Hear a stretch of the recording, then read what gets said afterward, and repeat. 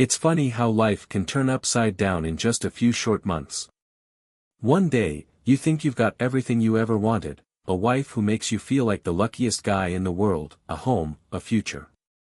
Then, before you can even process what's happening, you're standing alone in a half-empty apartment, the sound of her voice still echoing in your head, trying to piece together where it all went wrong. When she left, she didn't even have the decency to make it messy. No screaming, no drawn-out arguments. She'd already made up her mind. It was like she'd been planning her exit for months and was just waiting for the right moment to pull the trigger. I didn't even get a fair shot to fight for us. She just sat me down one evening, and with this cold detachment, told me that she had met someone else, a guy who, apparently, could give her more than I ever could. A man with ambition, she said, barely looking me in the eyes. As if I was just a placeholder until someone better came along. The thing is, I wasn't oblivious. I'd noticed the late nights, the sudden interest in dressing up more, and the way she'd started talking about what could be, in this vague, wistful way that hinted at a life I wasn't part of. But every time I got twisted with suspicion, I told myself I was being paranoid. I didn't want to be the insecure guy who questioned every move she made. I thought we were stronger than that. I thought we were a team. Turns out, I was just being naive. She'd found a guy with a big house, a successful business, and a lifestyle she decided was better suited for her. And, hell, maybe it was. I mean, who was I to compete with that? I'd worked hard my whole life, but I was never going to be one of those guys who made six figures and drove a flashy car. I could tell that she'd grown tired of our life together, that I wasn't enough for her anymore. But I guess I thought. I don't know, that love would be enough. When she left, I felt gutted. It was like everything I thought was real just slipped through my fingers, leaving me with nothing but questions I knew would never get answers. I tried to play it cool, act like it didn't tear me apart, but honestly, I was drowning. I barely ate, barely slept. Every room in the apartment reminded me of her, every corner filled with traces of a life we'd built together, now shattered and discarded like it was nothing. That's when her mom started coming around more. At first, it seemed normal. I mean, she was just trying to be supportive, right?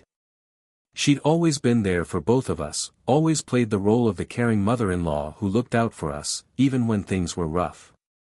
So, when she started calling to check on me, offering to come by and bring over food, I didn't think much of it. I was grateful, really. She was one of the few people who didn't seem to be silently judging me, or wondering what I did wrong to drive my wife away. And honestly, just having someone around who didn't look at me with pity was nice. Comforting, even. We'd sit and talk for hours.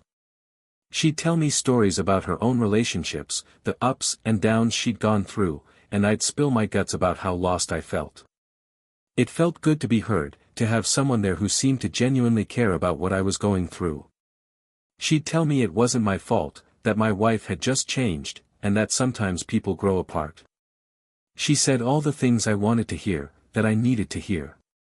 And slowly, in those quiet moments over late-night cups of tea and long, rambling conversations, I felt a little less alone.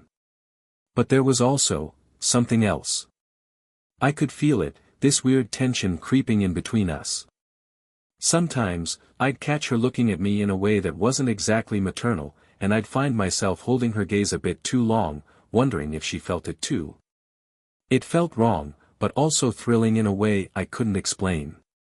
Maybe it was just the vulnerability, the way grief and loneliness can twist things in your head, making you reach for connections you'd never have considered before. And then one night, after more wine than either of us needed, everything just happened.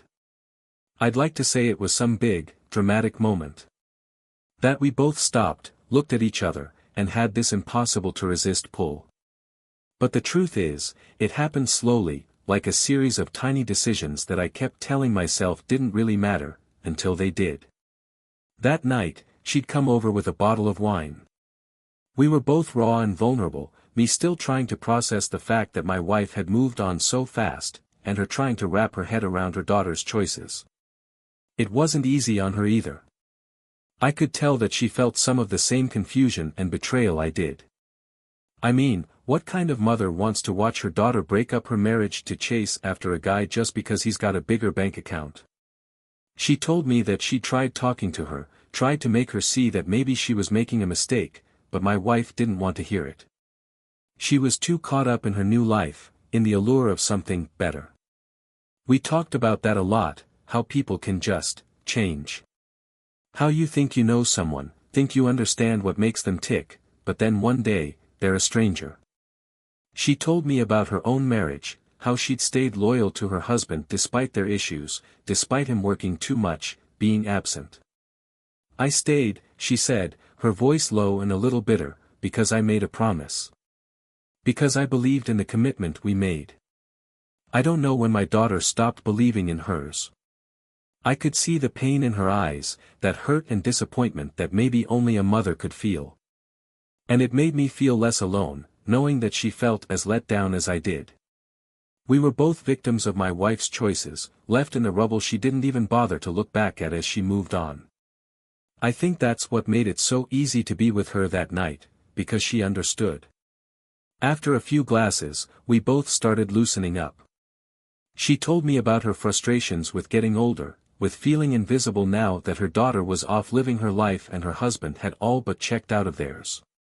She talked about missed chances, about how sometimes she wondered what her life would have looked like if she'd made different choices. It was the kind of deep, personal stuff people only share when they're a little drunk and a lot broken. At some point, she reached out and took my hand. I remember that moment so clearly, because it felt like this tiny, intimate gesture that carried so much weight. Her hand was warm, soft, and I felt this jolt of electricity run through me. I hadn't felt that way since. I don't know when. Since long before my wife started drifting away, maybe even longer.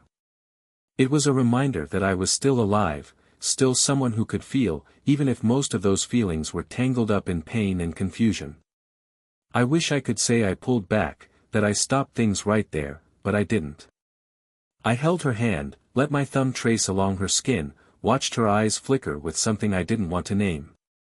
Maybe it was loneliness, maybe it was desire, maybe it was just the need to feel something, anything, other than the emptiness we were both drowning in. Whatever it was enough to push us both over the edge. We moved closer, almost as if it were happening in slow motion. Her face was inches from mine, her breath warm, smelling faintly of the wine we'd been drinking. I could feel my heart pounding, every nerve in my body screaming that this was wrong, that this was a line I shouldn't cross. But at the same time, there was this reckless part of me that just didn't care. I was so damn tired of doing the right thing, of being the one who got left behind, who had to pick up the pieces while she went off to chase her dreams of a bigger, flashier life. Our lips met, and the rest is a blur. I don't even remember how we ended up in the bedroom, if it was me leading her there, or if she took my hand and pulled me along. All I know is that, for a little while, I forgot about everything. About my wife, her betrayal, the emptiness that had swallowed my life whole. For a few hours, I felt wanted again, like I was worth something. And maybe that's pathetic, maybe it makes me weak, but in that moment, I didn't care. But as soon as it was over, reality crashed back in. We lay there in silence, both of us staring up at the ceiling, the weight of what we'd just done pressing down on us like a lead blanket. I could feel her tension beside me, the way she was already regretting it, probably even hating herself for letting it happen. I wanted to say something, to reassure her, to make it all seem less wrong. But what could I say? There was no going back, no way to erase what we'd just done. After a few minutes, she got up, gathered her things, and slipped out without a word. I didn't try to stop her. I just lay there, listening to the quiet, feeling the shame creep in like a dark fog, choking me. The one person who had been there for me, who had understood me, was now tangled up in my mess. And deep down, I knew that nothing good was going to come of it. The worst part? I didn't even regret it, at least, not yet. The morning after was like waking up in a nightmare. I'd barely slept, and what little rest I did get was filled with this half-conscious dread, the kind that sticks to you like sweat. I lay there, staring at the ceiling, replaying everything in my head, the way she'd looked at me, the warmth of her hand, the quiet as she slipped out of the bedroom, leaving me alone with a mess I knew was about to get a whole lot worse. Part of me wanted to believe we could just move past it. That we could act like nothing happened, pretend it was just some drunken mistake we'd both regret but never talk about again. But I knew, deep down, that wasn't possible. Things don't just disappear because you want them to. They have a way of festering, of coming to the surface when you least expect it. And in my gut, I knew this would blow up sooner or later. I spent the whole day on edge, jumping every time my phone buzzed, half hoping and half dreading that it would be her. But she didn't call. She didn't text. Nothing. It was like she was trying to erase the entire night from her memory, and honestly, I couldn't blame her. I spent the day in a fog, my mind going back and forth between guilt, shame, and something else, a sick, twisted satisfaction I hated myself for feeling. I'd been hurt. I'd been left behind. And now, in some messed up way, it felt like I'd evened the score, as if getting involved with her mom somehow made the betrayal less one-sided. I didn't know if that made me pathetic or just human. Maybe both. A couple of days passed without any sign of her mom, and I thought that maybe I'd gotten away with it, that maybe she was going to pretend nothing had happened. But then my phone rang. It was her, my ex's mom, her name flashing on the screen and making my stomach drop. I hesitated, my thumb hovering over the answer button, but I knew I couldn't avoid her forever. So I picked up, bracing myself for whatever was coming. Her voice was low, tense, like she was holding back a flood of emotions. She didn't ask how I was or make any small talk. She just got straight to the point. We need to talk. In person. There was a hardness in her tone, a seriousness that told me this wasn't going to be just a casual conversation. I agreed to meet her at a coffee shop across town, neutral ground, away from both of our homes, as if that distance could somehow keep things from spiraling further out of control. When I walked in, she was already sitting at a table in the back, staring into her coffee like it held all the answers. I took a deep breath, steeling myself, and sat down across from her. For a moment, we just looked at each other, both of us unsure where to start. She looked different, tired, almost haunted. I could see the regret etched into her face, and it was like looking into a mirror. She took a deep breath, finally breaking the silence. What happened between us? She started, her voice shaky. It can't happen again. I nodded, trying to play it cool, even though my heart was pounding. I know, I said quietly. It was a mistake. She nodded back, but her face twisted like my words had hurt her. A mistake, she repeated, almost to herself. I could tell there was more she wanted to say, but she was holding back. I felt this weird pang in my chest, this mixture of guilt and something I didn't want to name. Maybe it was the way she looked at me, the way she seemed torn between regret and something else. Affection? Longing? I didn't know, and honestly, I didn't want to. I just wanted to get through this conversation and figure out how to salvage whatever fragments of my life I had left. She took another deep breath, her hands trembling slightly as she clutched her coffee cup. I think we both know this isn't going to stay a secret. Her eyes met mine, filled with a quiet desperation that made my stomach twist. My daughter, she's already suspicious. She keeps asking me why I've been so distant, why I seem different. She looked down, as if she couldn't bear to see my reaction. I think she's starting to put the pieces together. My heart stopped. I hadn't even considered that possibility. I thought we could just sweep this under the rug, let it fade into the background of all the other mistakes and regrets in our lives. But if my ex-wife found out, I couldn't even imagine the fallout. She'd already left me, already made it clear that I wasn't enough for her, but this? This would make me the villain, the one who crossed a line so twisted that there was no coming back from it. What are we supposed to do? I asked, my voice barely more than a whisper. She shook her head, looking utterly lost. I don't know. But if she finds out, it'll destroy everything. She'll hate me. She'll hate you. She paused, her voice breaking. And honestly, I can't blame her. The weight of her words hit me like a punch to the gut. I'd been so caught up in my own pain, my own sense of betrayal, that I hadn't thought about the damage this would do if it came to light. This wasn't just some casual mistake, this was the kind of thing that could tear a family apart, the kind of betrayal that leaves scars you can't ever fully heal from. We sat there in silence, the reality of our choices sinking in. I wanted to say something, to make it better somehow, but there were no words that could fix this. Nothing could undo what we'd done. Finally, she looked at me, her eyes filled with a mixture of sadness and resolve. We have to be careful. We can't see each other like this anymore. It's too dangerous. I nodded, swallowing the lump in my throat.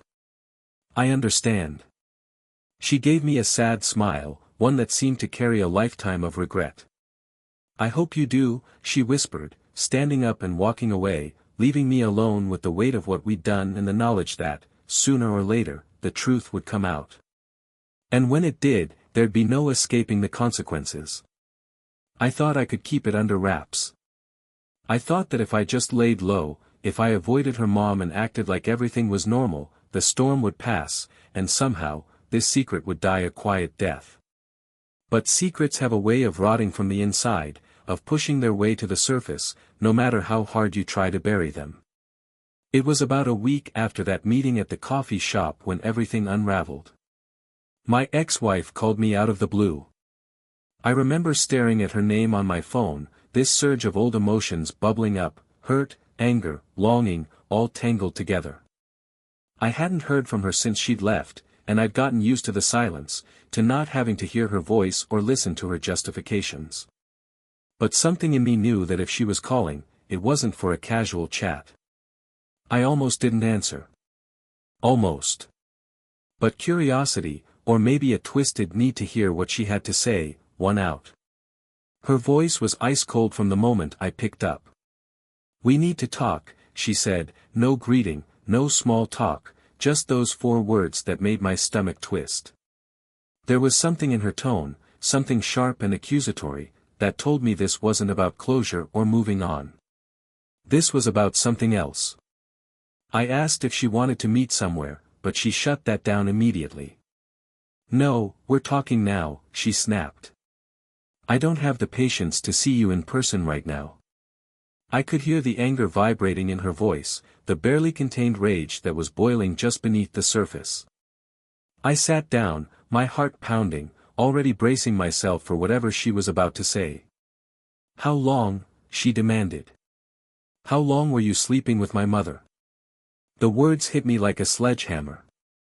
I'd known, on some level, that this would come out eventually, but I wasn't prepared for it to happen like this, so blunt, so raw. I opened my mouth to respond, but no words came out. I was paralyzed, my mind spinning, trying to process the fact that she knew. Somehow, she knew. Don't you dare lie to me, she said, her voice breaking with fury and hurt. I already talked to her. I know everything. There it was. She'd talked to her mom. I didn't know whether to feel relieved that I didn't have to say it myself, or horrified that her mom had already spilled the truth. I could only imagine how that conversation had gone, the way her mom must have stumbled through an explanation, trying to justify the unjustifiable.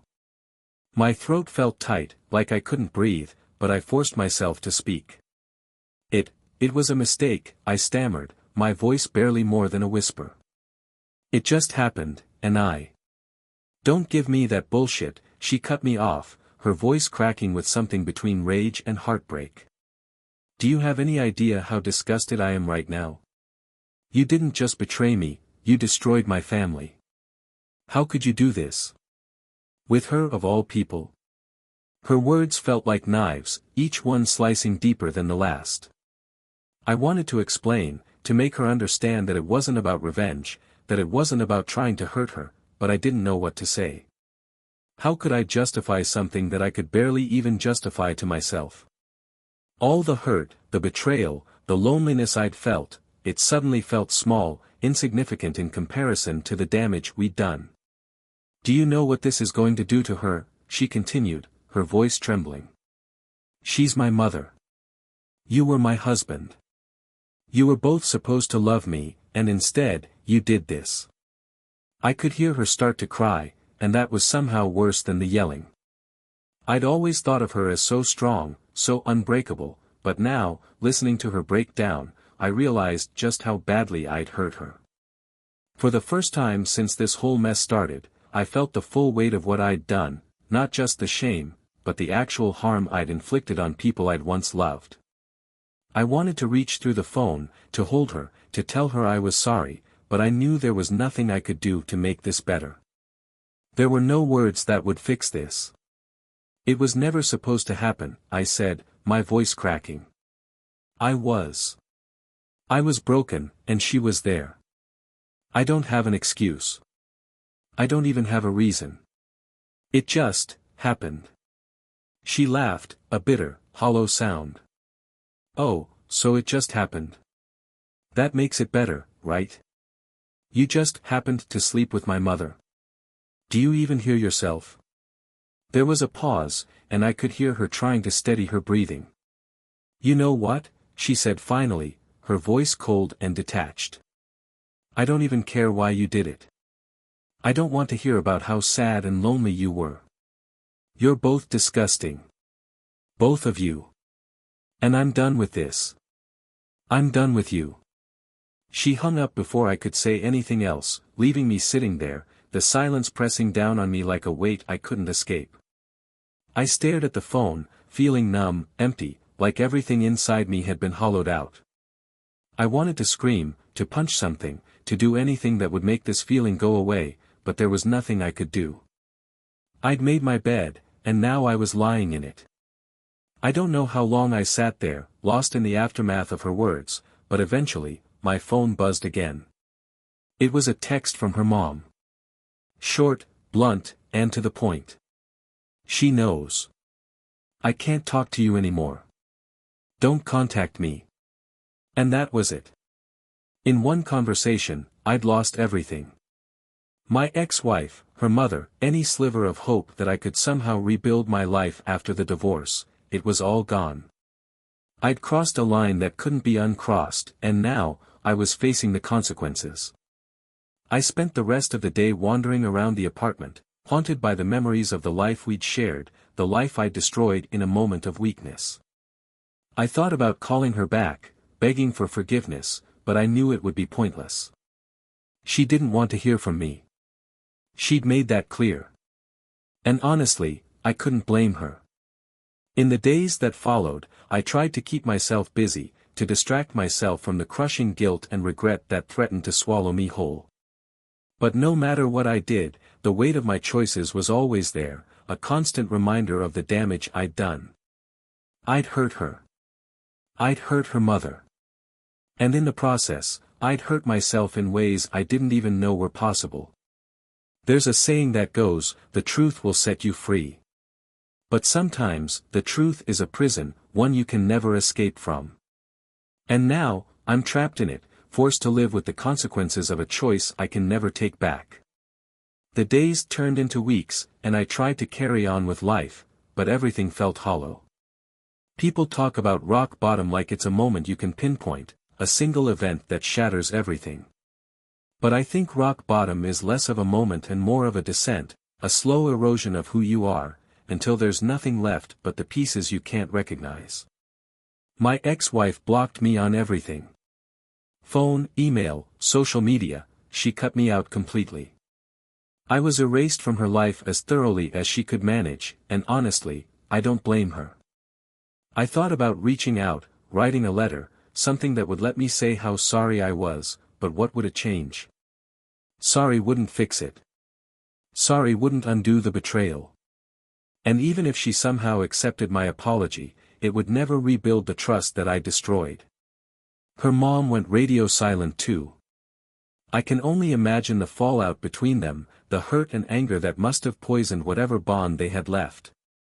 I kept replaying that coffee shop conversation in my head, wishing I could go back, tell her to walk away, to not come over that night with the wine. But the damage was done, and I had no right to ask for her forgiveness either. She'd lost her daughter over this, and even if I didn't hold all the blame, I was at the center of it. I was the catalyst that ruined her family, and I couldn't escape that. I kept to myself for a long time after that. Friends reached out, tried to get me to come out, to distract myself, but they didn't know the full story.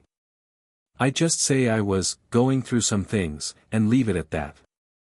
I wasn't ready to open up to anyone, wasn't ready to see the disgust or pity in their eyes once they knew the truth.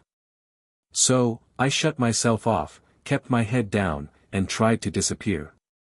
My world shrank to the walls of my apartment, the silence thick and suffocating. The only person I had left was my brother, and he was the one I eventually told. I figured if anyone could understand, or at least listen without judgment, it would be him. He came over one night, a six-pack in hand, and I just let it all spill out. Every painful, humiliating detail. He sat there quietly, listening, letting me get it all off my chest. When I was done, he didn't lecture me or tell me I'd messed up, though his disappointment was obvious. He just shook his head and said, "You're better than this, man. Or at least, you used to be." That hurt, but it was the truth I needed to hear. I'd become someone I didn't recognize, someone driven by bitterness and loneliness to make choices I couldn't justify. My brother didn't offer any easy answers or tell me everything would be okay, because he knew it wouldn't. He just told me I needed to own it, to live with the consequences, and figure out who I wanted to be on the other side of this mess, if there even was another side. But the worst part, the part one struggled to admit even to myself, was that a small, twisted part of me had wanted her to find out. Not her mom, I never wanted her to get hurt like this, but my ex-wife. Some dark, petty part of me wanted her to feel a fraction of the pain I'd felt when she left me for someone wealthier, someone who could give her a life I couldn't. I wanted her to see that I could move on too, that she wasn't the only one who could break hearts and leave people behind. Except, of course, I hadn't moved on. What I'd done wasn't about healing or rebuilding my life, it was about destruction. Hurting her hadn't healed me. All it had done was pull me deeper into my own misery, trapping me in a cycle of guilt and regret that I couldn't escape. Time went on, and I did my best to rebuild, to try to make sense of a life that no longer felt like mine. I went back to work, started going to the gym, tried to pick up old hobbies I'd abandoned during my marriage. I forced myself to go out, to make small talk, to try to connect with people again, even though it all felt fake. I was going through the motions, but I was haunted by what I'd done. By the people I'd hurt. Every day, I'd catch myself thinking about her, my ex-wife, her mom, the tangled mess of betrayal we'd all created. There were no easy answers, no simple way to move forward. I just had to live with it. Eventually, I started going to therapy. I wasn't sure what I hoped to gain from it, but I knew I needed help figuring out why I'd made the choices I had, why I'd let my anger and resentment push me to such an extreme. The therapist didn't judge me, didn't tell me I was a monster. She just listened, gently pushing me to confront the parts of myself I'd been avoiding. The hurt, the insecurity, the fear of not being enough. Slowly, I started to understand that what I'd done wasn't just about my ex or her leaving me. It was about me. About my own inability to cope with rejection, to face my own flaws, to process my own pain without lashing out. I'm still in therapy, still trying to put the pieces together. It's not a fast process, and there are days when I feel like I'm not making any progress at all. But other days, I feel a glimmer of hope, a sense that maybe I can learn from this, that maybe I can become someone I'm not ashamed to look at in the mirror. It's a long road, and I don't know where it's going to lead, but for the first time in a while, I feel like I'm moving in the right direction. I still think about her, about both of them, every day. I wonder if they're healing, if they've found a way to rebuild what I tore apart. I hope they have. I hope they're able to forgive each other, even if they can never forgive me. And maybe, someday, I'll be able to forgive myself too. Until then, all I can do is keep moving forward, one day at a time, carrying the weight of what I've done and hoping, somehow, to make something better out of the pieces that are left.